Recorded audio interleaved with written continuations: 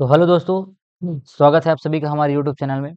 और दोस्तों, हमने पिछले वीडियो में बात किया था सॉलिड स्टेट का कुछ इंट्रोडक्शन को लेके, जिसमें हम देखे थे क्या होता है सॉलिड स्टेट के टाइप्स और क्या क्या प्रॉपर्टीज होता है, ये हम बात किए थे। ठीक है, आज हम देखेंगे यूनिट सेल के बारे में। ठीक है, जिसमें हम पढ़ेंगे क्या यूनिट सेल के टाइप्स और क्या होता है यूनिट सेल पढ़ने वाले हैं। तो चलिए थोड़ा सा हम पिछले वाले जो क्लास है उसको रिवाइज कर लेते हैं।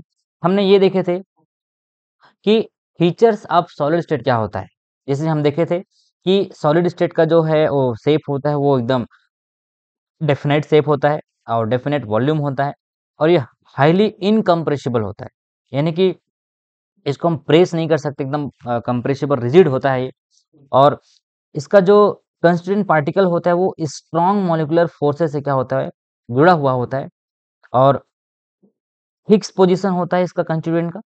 कंडक्ट इलेक्ट्रिसिटी, इलेक्ट्रिसिटी का कंडक्ट करता है। ये ब्राइटल होता है, यानी कि ये क्या होता है, ब्रेकेज होता है, जो इसको हिंदी में भंगुरता बोलते हैं, यानी कि बहुत जल्दी टूट जाता है, ब्रेकेज इसमें भंगुरता की प्रॉपर्टी होती है।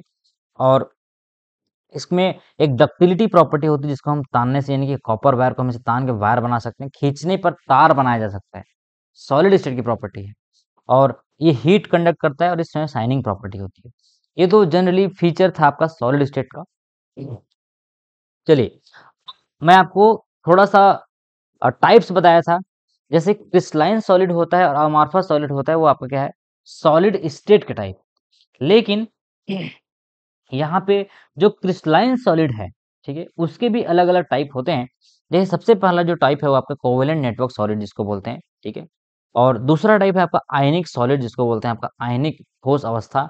और इसमें तीसरा है आपका मॉलिक्यूलर सॉलिड। चौथा है आपका एटॉमिक सॉलिड और पांचवा आपका मेटेलिक सॉलिड। ये किसका टाइप है, क्रिस्टलाइन सॉलिड का टाइप। जैसे आपको मैं बताया था कि सॉलिड स्टेट का दो टाइप होता है, पता है क्या क्या। जैसे यहाँ पे देखिए, सॉलिड का हमने दो टाइप पढ़ा था, याद करो प्रीवियस क्लास। पहला था आपका मार्फस सॉलिड, ठीक है, मार्फस। और दूसरा था आपका क्या, अमार्फस सॉलिड। इस मार्फस सॉलिड को क्या बोलते हैं, बोला था मैं, क्रिस्टलाइन सॉलिड बोलते हैं। क्या, क्रिस्टलाइन सॉलिड। और ये आपका नॉन क्रिस्टलाइन सॉलिड है। तो ये क्रिस्टलाइन सॉलिड के अलग अलग टाइप होते हैं। पहला टाइप है, दूसरा, तीसरा, चौथा, पांचवा। तो पहला है, जैसे आपको बताया मैं, कोवेलेंट सॉलिड। क्या कहलाता है आपका, कोवेलेंट सॉलिड। फिर इसी में आता है आयनिक सॉलिड। आयनिक, क्या आता है आपका, आयनिक सॉलिड। उसके बाद इसी में आता है आपका क्या, मेटेलिक सॉलिड। Metallic solid. फिर इसी में आपका आता है, ये हो गया एटॉमिक सॉलिड। ठीक है, एटॉमिक सॉलिड। तो इस तरीके से आपका जो सॉलिड है, क्रिस्टलाइन सॉलिड है, उसको डिवाइड किया गया है चार पांच भागों में। चलिए अब देखते हैं कोवेलेंट नेटवर्क सॉलिड क्या है। तो कोवेलेंट नेटवर्क सॉलिड की जब हम बात करते हैं, तो इसका जो अट्रैक्शन फोर्स होता है क्या, आपका कोवेलेंट बॉन्ड होता है। और इसका कंस्टिट्यूएंट पार्टिकल क्या है, आपका एटम है। फॉर एग्जांपल देखिए, डायमंड, SiO2, ये क्या है आपका कोवेलेंट नेटवर्क सॉलिड। आगे मैं आपको डायग्राम भी दिखाऊंगा। सिमिलरली आपका जो आयनिक सॉलिड है, वो कौन से बॉन्ड से जुड़ा होगा, आयनिक बॉन्ड से जुड़ा होगा। नाम से समझ आ रहा है भाई, आयनिक सॉलिड तो आयनिक बॉन्ड। कंस्टिट्यूएंट पार्टिकल क्या होगा इसका, केटायन होगा, एनायन होगा। जैसे सोडियम क्लोराइड में Na+ आपको देखने को मिलेगा, क्लोरीन माइनस आपको देखने को मिलेगा। तो ये आपका हो गया एनायन, ये आपका हो गया केटायन। तो देखिए NaCl, CaCl, जिंक सल्फाइड, ये आपका क्या है, आयोनिक सॉलिड। फिर आता है मॉलिक्यूलर सॉलिड।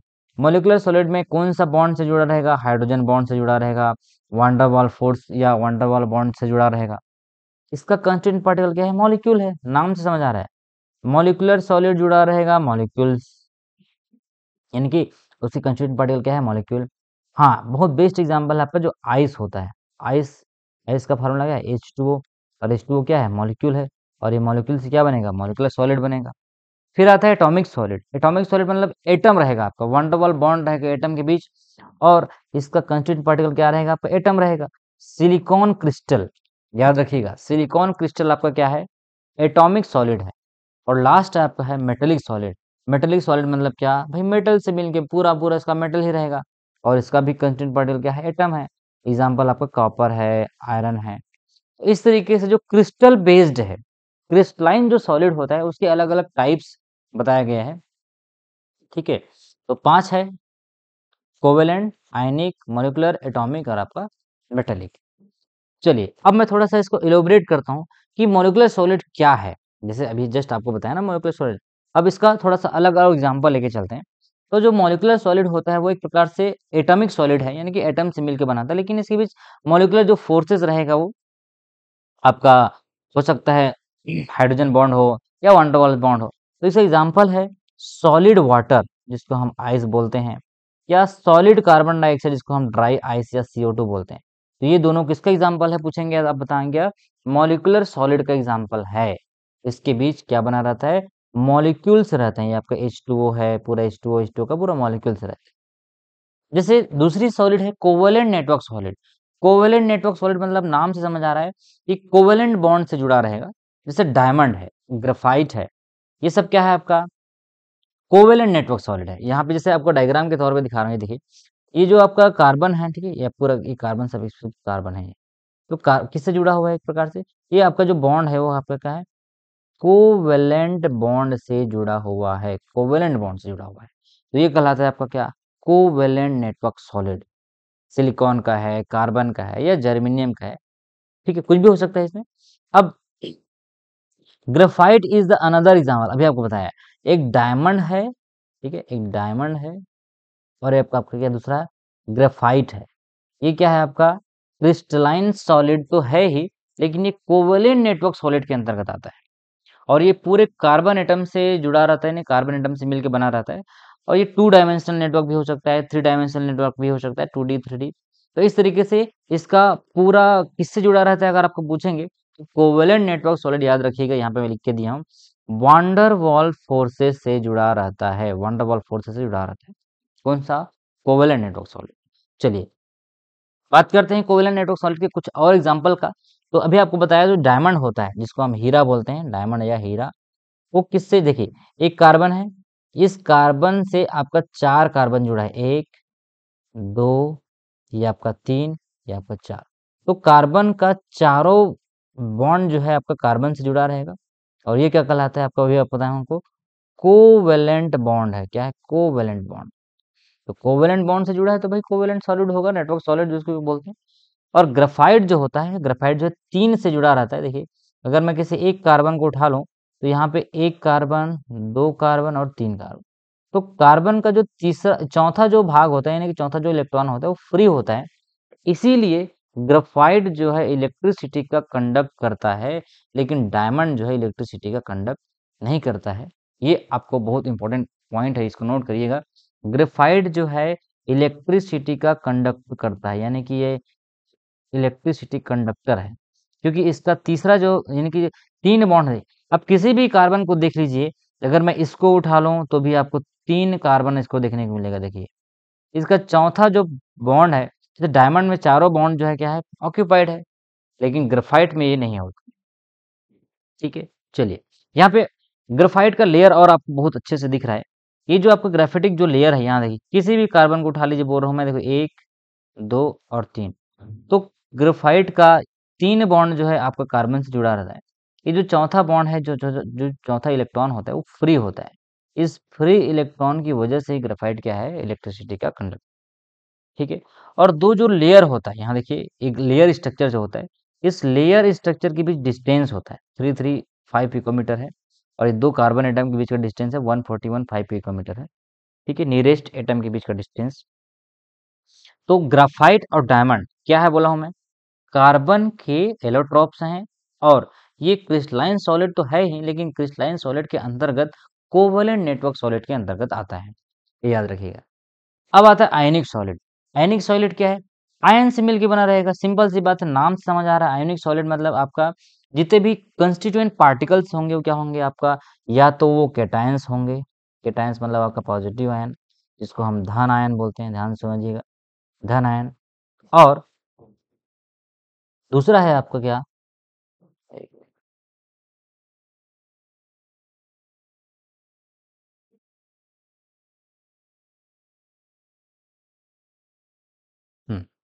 दूसरा है आपका क्या, ऋण आयन।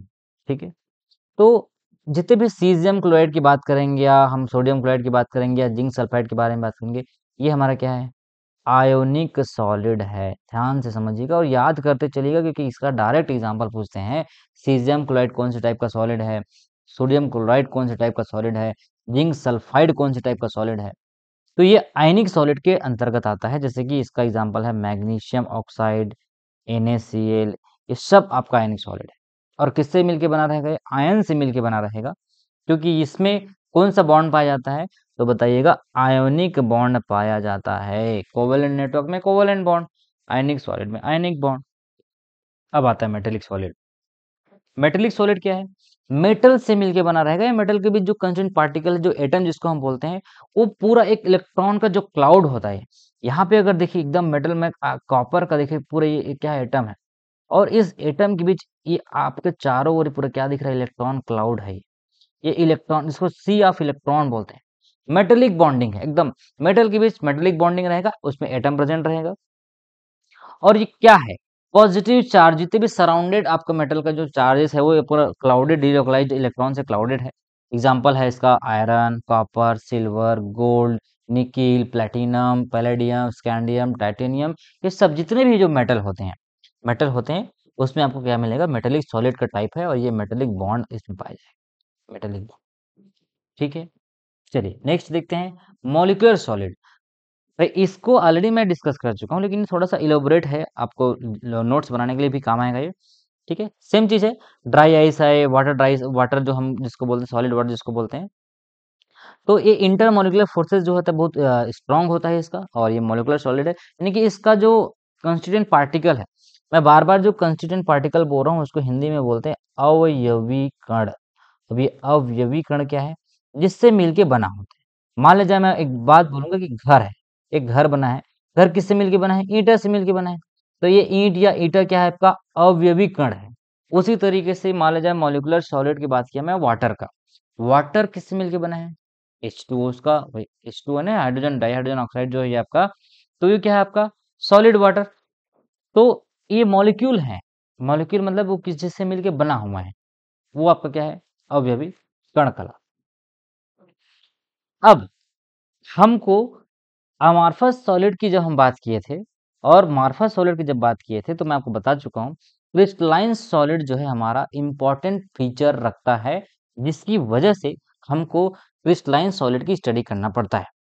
मान लीजिए हमारे पास एकदम कोई डिफरेंट प्रॉपर्टी है जिसका कोई फिक्स प्रॉपर्टी नहीं है, तो उसको हमको स्टडी करने की कोई ज़्यादा इंपॉर्टेंट नहीं है। तो जितने भी जो क्रिस्टलाइन सॉलिड है हमको उसको स्टडी करना है, तो इसीलिए हमारा जब सॉलिड स्टेट का चैप्टर शुरुआत होता है, तो वहां से हमको सॉलिड स्टेट का क्रिस्टलाइन जो टाइप्स होते हैं उसको पढ़ने की नीड होती है, या उसको पढ़ना ज़्यादा जरूरी है। ठीक है, तो जब हम क्रिस्टलाइन सॉलिड की बात करते हैं तो हमारे पास एक एग्जांपल है आयरन पायराइट। देखिए आयरन पायराइट जो हमारा आयरन का मिनरल्स होता है, उसी तरीके से आपका जो अमार्फस सॉलिड है उसका एग्जांपल है ऑब्सिडियन। ठीक है, ये अमार्फस सॉलिड है, यहाँ पे देखिए इसका कोई अमार्फस नेचर नहीं है। हाँ, आज का जो मेरा टॉपिक था थोड़ा सा लेट हो गया, टॉपिक में आते आते ध्यान दीजिएगा। यूनिट सेल एंड क्रिस्टल लेटिव मुझे पढ़ाना था। ठीक है, ये वीडियो थोड़ा लंबा हो सकता है, लेकिन कोशिश करिएगा इसको स्किप ना करिए। मैं आपको एक एक चीज बताते चलूंगा जो कि आपका क्लास 12th में हो सकता है आप पढ़ने से छूट गए होंगे, हो सकता है कोई पार्ट आपका छूट गया होगा, लेकिन ये एग्जाम में बहुत इंपॉर्टेंट है। अगर आप धीरे धीरे पढ़ते चलेंगे तो सब चीज आपको क्लियर हो जाएगा। बीच बीच से आप पढ़ेंगे, किसी भी वीडियो को रैंडम उठा के चलेंगे तो उससे काम नहीं बनेगा। ठीक है, अब बात कर रहा हूं मैं यूनिट सेल का। यूनिट सेल जिसको बोलते हैं क्या? इकाई सेल। इकाई। मैं दोनों भाषा में आपको बताते चलूंगा, ऐसा मत समझिएगा सर आप इंग्लिश इंग्लिश में ही बताते जा रहे हैं तो हम हिंदी मीडियम वाले क्या करें। ऐसा कुछ भी नहीं है साथियों, दोस्तों, आपको दोनों मीडियम में मैं समझाते चलूंगा। यूनिट सेल और क्रिस्टल लैटिस क्या कहलाता है? तो three dimensional arrangement of constituent particle. Three dimensional arrangement मतलब क्या है? 3D अरेंजमेंट है एकदम। जैसे कि आपका घर जो बनता है वो थ्री डायमेंशनल अरेंजमेंट धीरे धीरे रखाते जाता है। तो एक रिपीटिंग पैटर्न होता है, रिपीटिंग पैटर्न। जैसे मान ले जाए मैं यहाँ पे एक अलग अलग बिंदु ये बनाया हूं। देखिए एक ये जो दिख रहा है आपको, ये अलग अलग पॉइंट, ये 3D अरेंजमेंट है। अब जो यूनिट सेल होगा, यूनिट सेल क्या होगा? यहाँ से देखिए ये जोड़ दिया मैं, इसको पैरेलली चार पॉइंट को अगर मैं जोड़ दिया तो ये क्या बन गया? एक यूनिट बन गया। और इसी यूनिट का फिर से आगे ऐसे रिपीट करूंगा इधर, ठीक है, फिर इधर ऐसे रिपीट करूंगा, फिर ऐसे चारों डायरेक्शन में 3 डायमेंशनल अरेंजमेंट है, यानी कि आपका 3D अरेंजमेंट है इस टाइप के। तो ये क्या कहलाएगा, ये जो एक हिस्सा है कहलाएगा ये यूनिट सेल कहलाएगा, यूनिट सेल, इकाई जिसको सेल बोलते हैं, ठीक है। और जिस पॉइंट को जोड़ते हैं, जैसे यहाँ पे देखिए एक पॉइंट है, ये पॉइंट है, ये पॉइंट है, ये पॉइंट क्या कहलाता है, लैटिस पॉइंट कहलाता है, लैटिस पॉइंट, ध्यान दीजिएगा। इसका कोई भी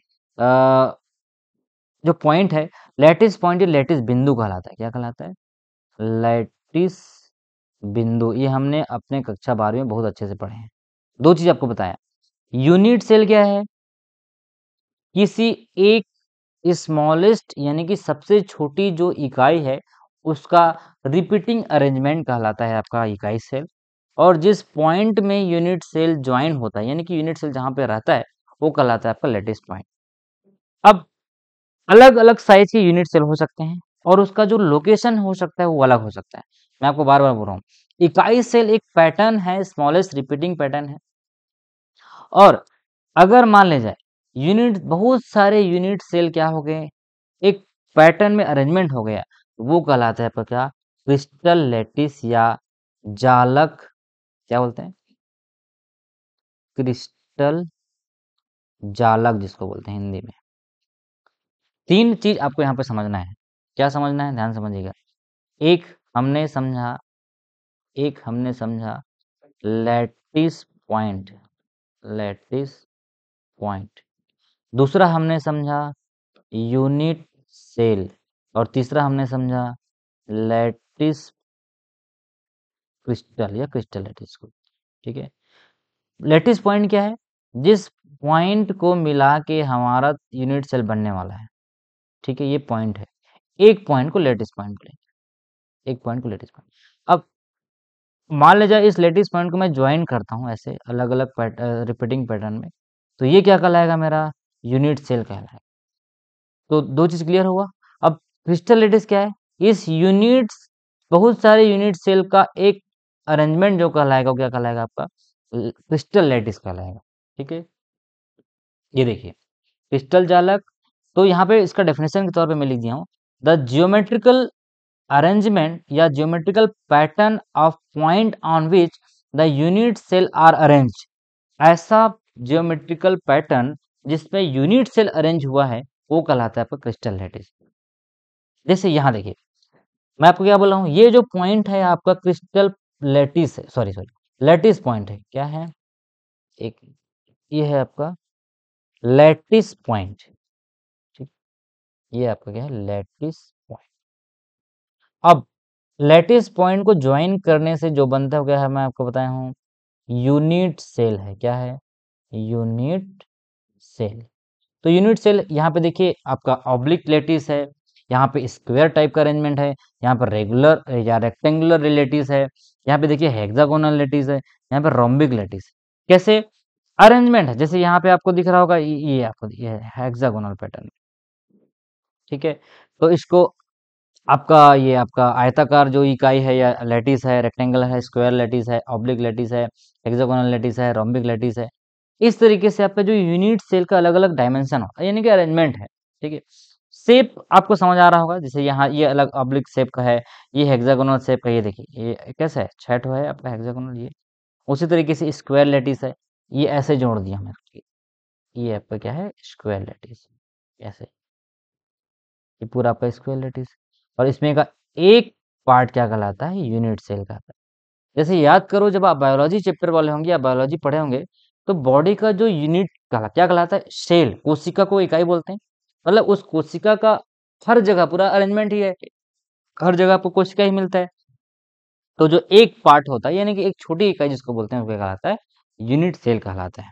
और यूनिट सेल के अलग अलग अरेंजमेंट हो सकते हैं, oblique arrangement, square lattice, rectangular lattice, rhombic lattice या हेक्सागोनल लेटिस। चलिए, ये तो हुआ आपका यूनिट सेल का क्या अरेंजमेंट। अब जो यूनिट सेल होते हैं दो टाइप के होते हैं, एक होता है प्रिमिटिव यूनिट सेल और दूसरा होता है नॉन प्रिमिटिव यूनिट सेल, ठीक है। प्रिमिटिव से आप प्राथमिक भी ले सकते हैं, कोई प्रॉब्लम नहीं, प्रिमिटिव यानी कि प्राथमिक जो आपका यूनिट सेल है, ठीक है। और नॉन प्रिमिटिव सेल, अब ये क्या है, अगर हाँ, अब यहाँ पे बहुत सोचने वाली बात है कि जब भी आप क्लास 12 का सॉलिड स्टेट पढ़ना शुरू किए होंगे, तो आपको एक ऐसा स्ट्रक्चर बनाए होंगे टीचर, सिखाए होंगे कि बेटा आपको क्यूब बनाना है, ठीक है? क्या बनाना है? ऐसे क्यूब बनाना है। तो आपने कभी सोचे होंगे कि क्यूब को ही क्यों लिया गया है? क्यूब, भाई हमारे पास ऐसा भी जियोमेट्री होता है गणित में, ठीक है? ऐसा भी जियोमेट्री होता है, या बेलनाकार कोई जियोमेट्री, ऐसा भी जियोमेट्री होता है। तो आप थोड़ा-सा रिसर्च करेंगे, थोड़ा-सा आगे ब्रॉड माइंड से सोचेंगे, तो आपको पता चलेगा जो क्यूब स्ट्रक्चर होता है वो बहुत सिमेट्रिकल स्ट्रक्चर होता है। यानी कि बहुत सममित होती है, इसमें बहुत, आप किधर से भी देखेंगे क्यूब को एकदम परफेक्ट शेप दिखता है। लेकिन बाकी जो शेप्स होते हैं, ठीक है? वो उसमें थोड़ा-सा कम सिमेट्रिकल नेचर का होता है।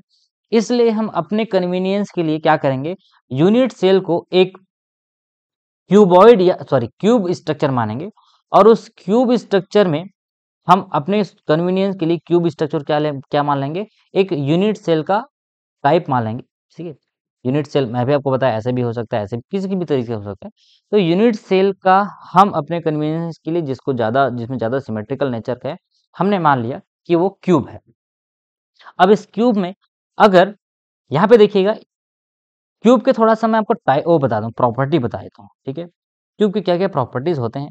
तो चलिए, मैं एक छोटा-सा यहाँ पे क्यूब बना रहा हूँ, और इस आप ही मुझे बताते चलिएगा, आपको भी पता होगा, ठीक है? क्योंकि आपने क्यूब स्ट्रक्चर बहुत अच्छे से पढ़े हैं। ये देखिए, तो यहाँ पे इसको बोलते हैं कॉर्नर। क्या बोलते हैं? कॉर्नर। ये देखिए, ये किनारा है। तो एक क्यूब जिसको हम घन बोलते हैं हिंदी में, घन में किनारा कितना होता है? किनारा या कॉर्नर, किनारा या कॉर्नर। तो कॉर्नर होता है 8, ऊपर 4, नीचे 4। आप किसी रूम में बैठे होंगे, तो उस रूम को इमेजिन करिए, ऊपर 4 कोना होता है, नीचे 4 कोना होता है। कॉर्नर हो गए 8, पहली बात।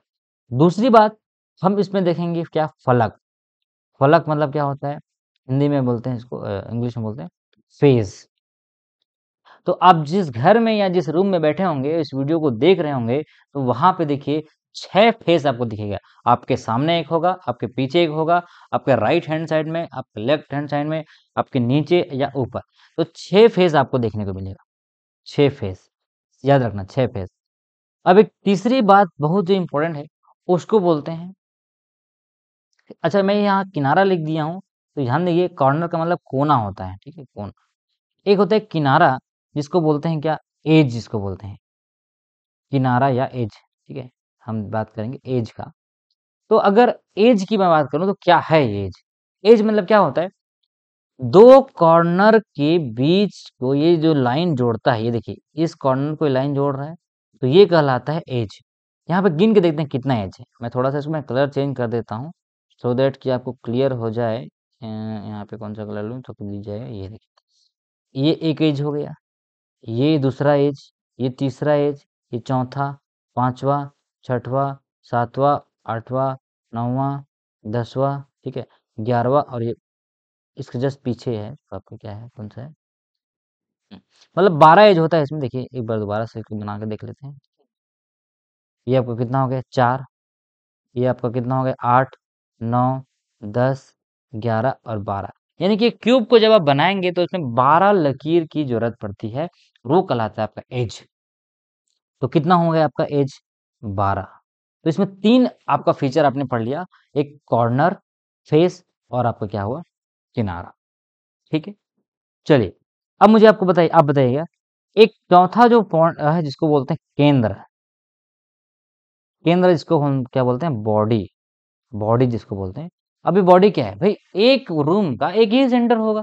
आपका रूम को अगर मैं क्यूब स्ट्रक्चर मान रहा हूँ, और उस रूम का सेंटर क्या होगा? एक ही सेंटर होगा ना भई, अब जहाँ बीच में बैठे हैं, 2 केंद्र तो होगा नहीं। भाई किसी भी चीज़ का ले लीजिए, जैसे कि अब मैं यहाँ पे सर्कल ले लिया, यहाँ पे मैं ट्रायंगल ले लिया, यहाँ पे मैं स्क्वायर, रेक्टेंगल कुछ भी ले लिया, तो केंद्र तो एक ही होगा, ठीक है? केंद्र तो एक ही होगा, बॉडी तो एक ही होगा। तो बॉडी मतलब क्या होता है आपका? केंद्र वो कितना होता है आपका? 1, या सेंटर जिसको हम बोलते हैं। एक क्यूब में कितने सेंटर होंगे? तो 1 सेंटर आपको देखने को मिलेगा, ठीक है? ये रही चौथी पॉइंट। अब एक होता है पांचवा जिसको बोलते हैं फेस सेंटर। फेस सेंटर क्या है, आगे मैं अच्छे से और डायग्राम बताता चलूं, कोई प्रॉब्लम नहीं है। भाई अब मुझे बताइए, आपके टोटल क्यूब में 6 फेज हैं, कितना है 6 फेज हैं, तो एक फेज में एक सेंटर, तो 6 फेज में 6 सेंटर। तो फेज सेंटर अगर आपको पूछते हैं तो बताइएगा 6 फेज सेंटर होता है। चलिए यहां तक मुझे लग रहा है कि आपको क्लियर हुआ होगा कि क्या क्या प्रॉपर्टीज होता है इसका क्यूब का। ठीक है, क्या बता दिया मैं, कॉर्नर, फलक, एज, बॉडी और फेस सेंटर। अब चलिए मैं थोड़ा सा आपको डायग्राम दिखाता हूँ क्या है एक्चुअली में। प्रिमिटिव सेल की जब हम बात करते हैं तो उसमें जो एटम्स होंगे वो कॉर्नर्स में होंगे। कहाँ पे होंगे, कॉर्नर, 1 2 3 4 5 6 7 8। अभी आपको बताया हूँ कितने कॉर्नर होता है, 8 कॉर्नर होता है। और कॉर्नर में अगर एटम है, सिर्फ और सिर्फ कॉर्नर में एटम है, तो वो कहलाता है प्रिमिटिव यूनिट सेल। आपको एग्जाम में पूछ सकता है, when all the atoms are present in corner, तो कौन से टाइप के यूनिट सेल है, तो आप बताइएगा वो प्रिमिटिव यूनिट सेल है। और अगर नॉन प्रिमिटिव यूनिट सेल होगा तो वहां पे कॉर्नर में तो रहेगा ही रहेगा, उसके अलावा एक ऐसी जगह हो सकता है ये बॉडी में हो सकता है वो फेस के सेंटर में हो। ठीक है, आपको मैं बताते चलूंगा फेस सेंटर क्या होता है, फिर अब अभी डिस्कस भी किया हूं। कॉर्नर के अलावा कॉर्नर प्लस कहीं पे भी, चाहे वो बॉडी हो सकता है चाहे वो फेस सेंटर हो सकता है, तो वो कहलाता है आपका क्या, नॉन प्रिमिटिव यूनिट सेल। चलिए अब अभी आपको बताया नॉन प्रिमिटिव सेल दो टाइप से हो सकते हैं। एक होता है फेस सेंटर्ड क्यूबिक सेल, दूसरा होता है इंड सेंटर्ड क्यूबिक सेल। इसको मैं लिख देता हूँ, इसको बोलते हैं फलक केंद्रीय घनी सेल। दोनों में लिख देता हूँ, इंग्लिश में पहले लिख देता हूँ फेस सेंटर्ड क्यूबिक सेल। इसको बोलते हैं क्या, फलक, फलक तक चल साथ मेरे, गाना सुने ना भाई। हाँ, ये होता है फलक केंद्रित घनीय सेल। धीरे धीरे पढ़ते चलेंगे, सबको क्लियर करना है, क्योंकि आपका बहुत दिनों से अगर पढ़ाई छूट गया होगा तो क्लियर करना बहुत जरूरी है दोस्त। ठीक है, और ये कहलाता है आपका इंड सेंटर्ड क्यूबिक सेल, यानी कि अंतशिरा, इसको बोलते हैं इंग्लिश में इंड। अब ये नया हो सकता है तुम्हारे लिए भाई, इंड सेंटर्ड क्यूबिक सेल, क्योंकि हम क्या है, रिसर्चर है, रिसर्च करके आपके लिए लाते हैं इंड सेंटर्ड क्यूबिक सेल। अब ये क्या है सर, इन सेंटर क्यूबिक सेल, हमने पढ़ा था एफसीसी। हाँ मैं आपको याद दिला दूं, आपने एससीसी पढ़ा होगा, आपने बीसीसी पढ़ा होगा, आपने एफसीसी पढ़ा होगा। अभी ईसीसी क्या है, इसीलिए बोलता हूँ वीडियो में बने रहिएगा तो आपको पता चलेगा। अब देखिए फेज सेंटर में क्या होगा, ये है आपका कॉर्नर, कॉर्नर, कॉर्नर के अलावा 6 फेज बोला हूँ, 1 2 3 4 5 और 6। तो कॉर्नर के अलावा अगर आपका फेस में कोई एटम है और उस फेस के सेंटर में कोई एटम है, तो वो कहलाता है एफ सी सी, एफ सी सी।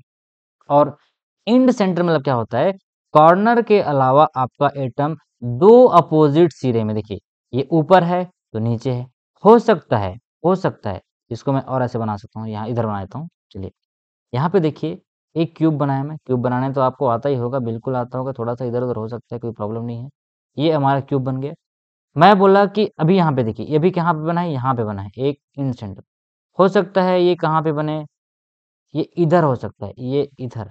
दो अपोजिट एंड होना चाहिए, या तो लेफ्ट राइट, या तो अप डाउन, या आपका जो भी तीन चार जो है, ठीक है, ये आपका क्या है, अप डाउन, टॉप डाउन जिसको बोलते हैं, लेफ्ट राइट है।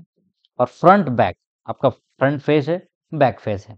ठीक है, तो जब भी क्यूब या सॉलिड स्टेट का जब चैप्टर पढ़ें तो हाथ में एक पजल आता है, याद होगा आपको भाई, छोटा सा क्यूब होता है, उसको जरूर रखिएगा, वो बहुत काम का है।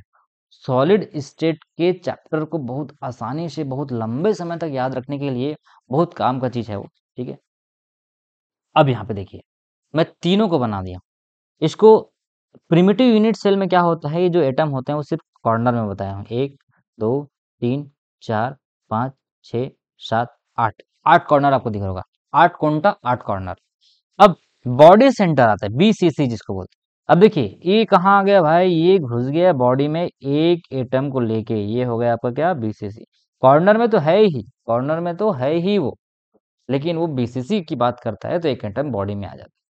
अब आता है एफसीसी। एफसीसी में तो क्या, एक पूरा अभी आपको बताया 6 फलक में, मतलब अगर मैं बोलूं तो 8 कॉर्नर का और 6 फेस सेंटर का।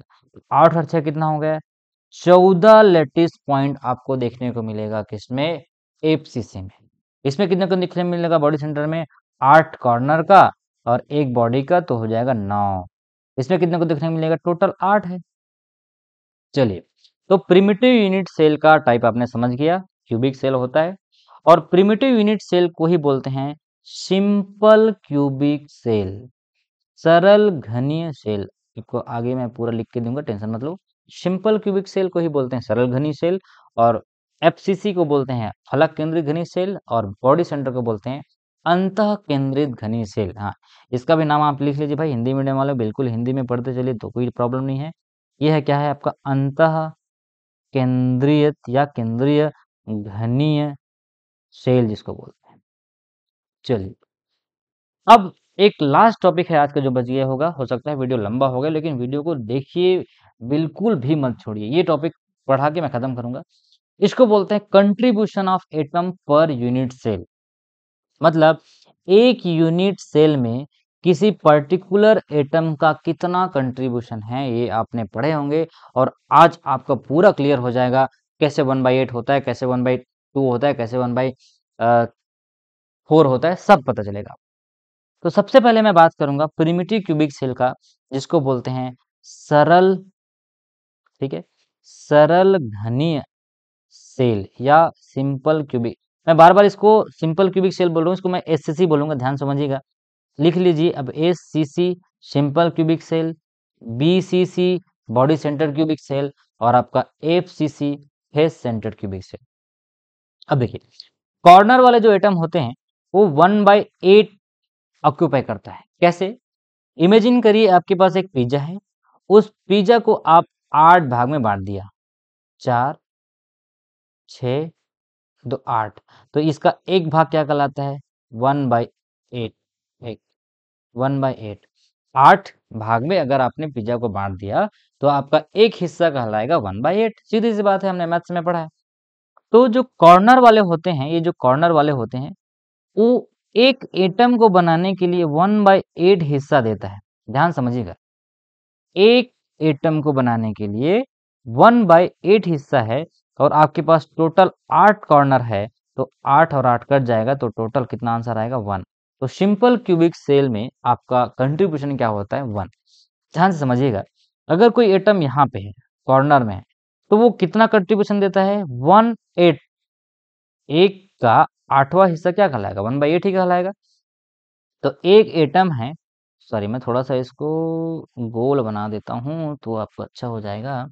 ये ये आपका क्या है, 1/8 बनाना मुझे। तो ये क्या हुआ, 1/2। भाई ये क्या हुआ, आधा आधा हो गया। ये क्या हुआ, 1/4। ये हुआ 1/6, 1 2 3 4 5 6। और ये क्या हुआ, 1/8। गिन के देख लीजिए, 1 2 3 4 5 6 7 8। तो ये एक हिस्सा कहलाता है आपका 1/8। और कॉर्नर में जो एटम होता है, कॉर्नर में जो किनारे में जो एटम होता है, वो क्या करता है, 8 जगह से घिरा रहता है।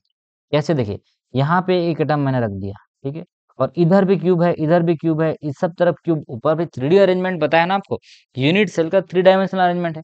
तो जो कॉर्नर वाला होता है वो 1/8 अरेंजमेंट, 1/8 ऑक्यूपाई होता है। और यहाँ से समझिएगा, 8 कॉर्नर का 1/8 पार्ट इज इक्वल टू होता है 8। ये कट जाएगा। एससीसी में नंबर ऑफ एटम कितना, 1। चलिए, अब बात करते हैं हम बीसीसी का। बीसीसी में क्या होगा, एक एटम कहाँ पे है, बॉडी में है, और बॉडी वाले का कंट्रीब्यूशन यानी कि किसी से ज्वाइंट नहीं रहता है, ये टोटल पूरा एक एटम जो है कंट्रीब्यूशन करता है। और बीसीसी में कॉर्नर में भी रहता है। तो अभी आपको बताया हूँ, कॉर्नर में जो होता है वो 1/8 कंट्रीब्यूट करता है। कॉर्नर में जो होता है वो कितना कंट्रीब्यूट करता है, 1/8 जैसे BCC में जो एटम है वो उसका एक एटम तो उसका बॉडी का हो गया, और प्लस उसके पास कॉर्नर में भी है, और कॉर्नर का कंट्रीब्यूशन होता है 1/8, तो 8 एक कट जाएगा, इसका आंसर आएगा 1, और ये 1 + 1 क्या हो जाएगा 2। तो BCC में नंबर ऑफ एटम कितना हुआ 2। चलिए अब बात करते हैं हम लोग FCC का। FCC में क्या होता है, कितने नंबर एटम होते हैं, कॉर्नर में, कॉर्नर में कितना होता है 8, और इसका कंट्रीब्यूशन कितना होता है 1/8 का 1/8, तो 8 का कितना हो जाएगा 1, प्लस फेस में कितना होता है 6 फेस होता है, ध्यान दीजिएगा, एक 6 फेज होता है, और एक फेज में जैसे यहाँ पे एक एटम रखा हुआ है, ठीक है, तो एक एटम ऐसा रखा हुआ है अंदर और बाहर, तो एक फेज का कंट्रीब्यूशन होता है 1/2, ठीक है, और कितने फेज 6, तो 1/2 इक्वल हो जाएगा 2 3 जा 6, और 3 + 1 4, तो एफ से याद रखना 4, FOUR होता है ना, तो FCC का ट्रिक बता दिया आपको 4, नंबर ऑफ एटम FCC में कितना 4, और SCC को तो आपको बता ही दिया हूँ, 8 कॉर्नर 1/8 कंट्रीब्यूशन, ये कितना हो जाएगा 1। चलिए तीनों को क्लियर हो गया आपका, FCC, BCC और SCC। अब यहाँ पे आप जब देखने आएंगे तो सर ये फेस का हाफ कैसे हुआ, आपके दिमाग में क्वेश्चन आ सकता है फेस का हाफ कैसे हुआ, ओ सॉरी, चलिए ये देखिए भाई, एक फेज में जब आप रखने जाएंगे तो इमेजिन करिए आपके घर में बड़ा सा आलू है, आलू समझते हो ना, बिल्कुल समझते हैं, आलू को आप दीवार के अंदर छेद दीजिए, आधा आलू दीवार के आधा उधर है, और आधा आलू किधर है आपका दीवार के अंदर है, तो जब उसको काटेंगे तो आलू का आधा हिस्सा आपको मिलेगा, मतलब 1/2 हिस्सा ही आपको मिलेगा, और 1/2 मतलब हाफ, तो फेस सेंटर में कितना रहता है 1/2 of an atom is present in the face center of the unit cell. अब एक लास्ट पॉइंट है जिसको हम एज सेंटर बोलते हैं, एज मतलब किनारा जो होता है, इमेजिन करिए आप जिस घर में बैठे हैं उसका घर का जो कोंटा है वो कितने लाइन से मिलकर बना होगा, 4 लाइन आपको दिखेगा, एक किनारा में 1 2 3 और 4, 4 किनारा होगा, और एक जो एज होता है वो 1/4 का कंट्रीब्यूशन करता है, तो 12, हाँ जब ये सेंटर पढ़ाऊंगा तो बताऊंगा, ठीक है, तो 12 गुणित 1/4 हो जाएगा, तो 4 3 जा 12 हो जाएगा, और एक कार्नर में भी आपका रहता है, तो अभी तो आप 3 ही पढ़े होंगे, ध्यान समझिएगा, मैं थोड़ा सा इसको इलोबरेट कर देता हूँ। देखिए आपने पढ़ा SCC, SCC का आपको बता 8 इंटू 1/8 इज इक्वल टू कितना हो जाएगा आंसर 1। फिर हमने पढ़ा BCC, तो BCC का होता है कार्नर में तो रहता ही है 8 इंटू 1/8 प्लस सेंटर का एक एटम, तो कितना हो जाएगा ये 2। फिर हमने पढ़ा FCC, FCC में क्या होता है आपका 8 इंटू 1/8 तो होता ही है, प्लस 6 होता है फेज में, तो 1/2, तो 2 3 जा 6 हो जाएगा, 3 + 1 तो 4, इसका हो गया 4, इसका हो गया 2, इसका हो गया 1। अब एक चौथी टाइप के हो जिसको बोलते हैं हम इंड सेंटर, या एक होता है इंड सेंटर, ध्यान समझिएगा, एक होता है एज सेंटर, मैं ये नहीं डिस्कस किया था, एज सेंटर क्यूबिक सेल होता है, और एक होता है इंड सेंटर क्यूबिक सेल। तो इंड सेंटर का आपको बता दिया हूँ, कॉर्नर में तो रहेगा ही 8 इंटू 1/8, लेकिन यहाँ पे दो फेज में रहता है, दो अपोजिट फेज में रहता है, तो 2 इंटू 1/2, तो इसका आंसर आ जाएगा 2, क्योंकि 1 हो जाएगा, ये 1 हो जाएगा। अब एक लास्ट बचा जो एज सेंटर, एज सेंटर होने के लिए आपका कॉर्नर में तो रहेगा ही रहेगा 8 इंटू 1/8, प्लस कितने एज होते हैं आपको बताएं 12 किनारा होता है, और 12 एक का कंट्रीब्यूशन होता है 1/4, तो 4 3 जा 12, और ये हो जाएगा 8 कट जाएगा तो ये 1, तो 3 + 1 इज इक्वल हो जाएगा 4, मतलब आपका एज सेंटर जो क्यूबिक सेल होता है उसमें नंबर ऑफ एटम कितना होता है 4। तो ये 4-5 जो टाइप के सेल हैं वो आपको समझ आ गया होगा कैसे कंट्रीब्यूट करता है, ठीक है, तो यहाँ पे देखिए प्रॉपर आपको दिख रहा है सिंपल क्यूबिक सेल, ठीक है, और आपका बॉडी सेंटर क्यूबिक सेल, और आपका फेस सेंटर क्यूबिक सेल, देखिए यहाँ पे फेज में आइटम रखा हुआ, ठीक है, तो इस तरीके से आपका अरेंजमेंट जो क्रिस्टल यूनिट होते हैं उसका कंट्रीब्यूशन आपको समझ आ गया। चलिए अब नेक्स्ट वीडियो में देखेंगे इसका पैकिंग एफिशिएंसी के बारे में बात करेंगे, तब तक के लिए आप इसको एक बार रिवाइज करिए, ठीक है, सो दैट कि आपको सारा चीज़ क्या हो जाए क्लियर हो जाए। चलिए थैंक यू।